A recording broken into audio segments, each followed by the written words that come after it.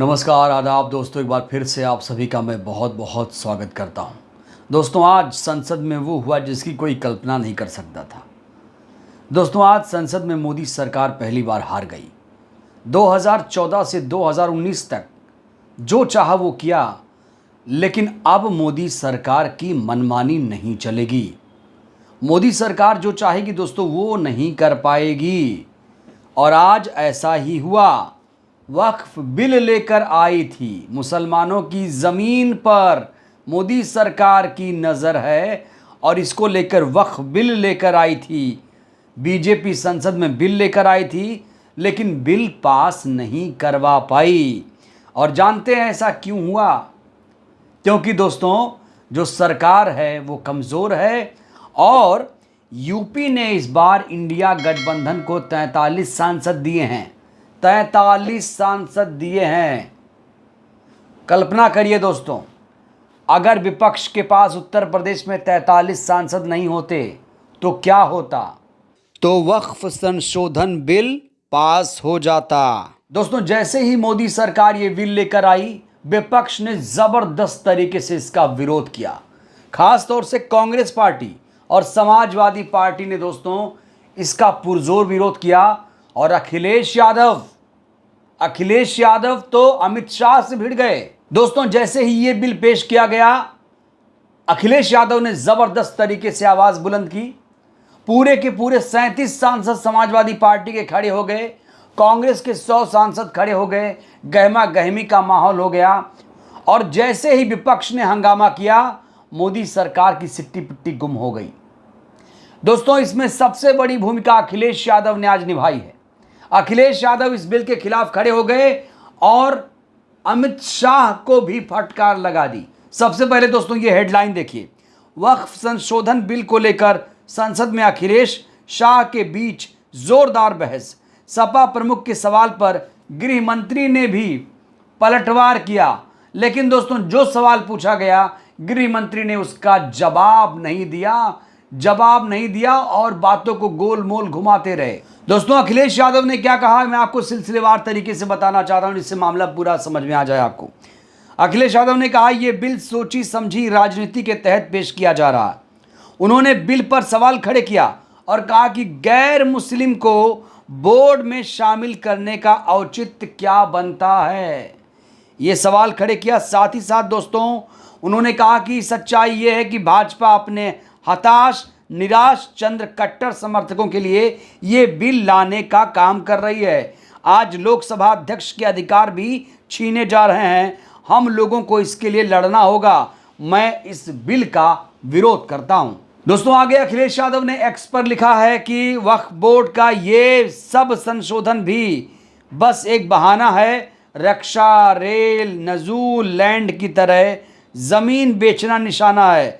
वक्फ board की जमीनें defence land, rail land, नजूल लैंड के बाद भाजपाइयों के लाभार्थ योजना की श्रृंखला की एक और कड़ी मात्र है। दोस्तों, अखिलेश यादव ने साफ तौर पर कहा कि ये जो सरकार ऐसा कर रही है, अपनी जेबें भरने के लिए कर रही है, अपना फायदा करने के लिए कर रही है, जमीन हथियाना चाहती है। मुसलमानों की जमीन हथियाने का इनका मकसद है। दोस्तों, जानते हैं मोदी सरकार ये बिल क्यों लेकर आई है?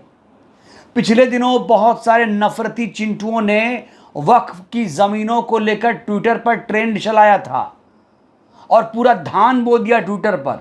इतनी नफरत फैलाई कि वो नफरत फैल कर रायता बनकर पहुंच गई मोदी सरकार के पास। और मोदी सरकार आनंद फानंद में ये बिल लेकर आई है, जिसमें अखिलेश यादव कह रहे हैं जैसे ये बिल ड्राफ्ट तैयार किया गया था उसमें किसी भी मुसलमान को उस बोर्ड में नहीं रखा गया था। और जो बिल लेकर आई थी, जबरदस्त कहा जा रहा है वो घोर मुसलमान विरोधी है। और ये जो बिल है, कहा जा रहा है कि संविधान की मूल भावना के खिलाफ है, संविधान के अनुच्छेद 30 का वायलेशन है।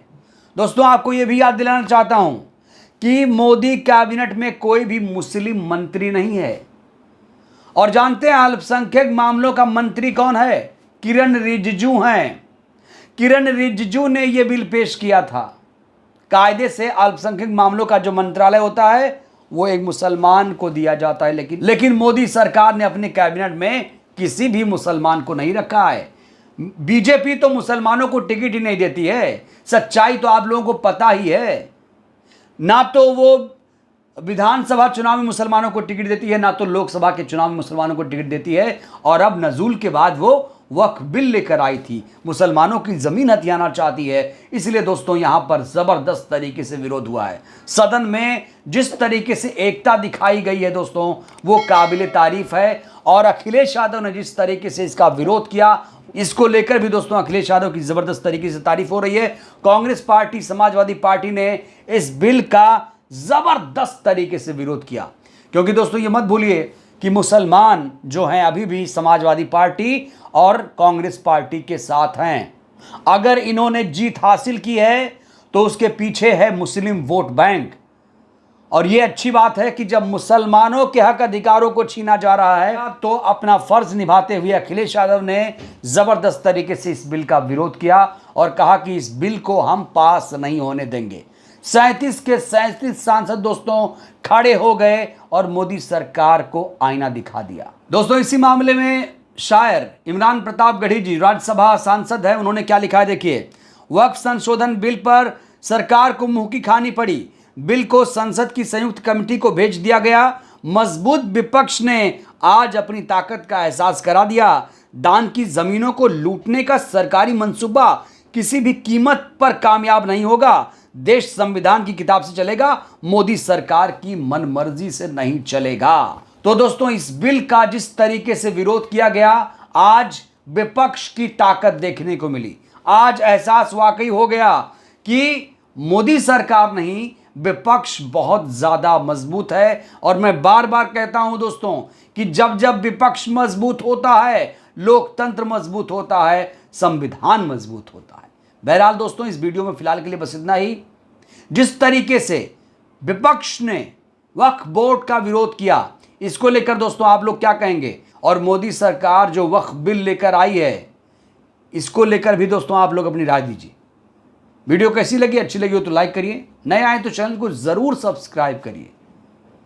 बहुत बहुत धन्यवाद। नए आए हैं तो चैनल को जरूर सब्सक्राइब करिए। बहुत बहुत धन्यवाद, शुक्रिया।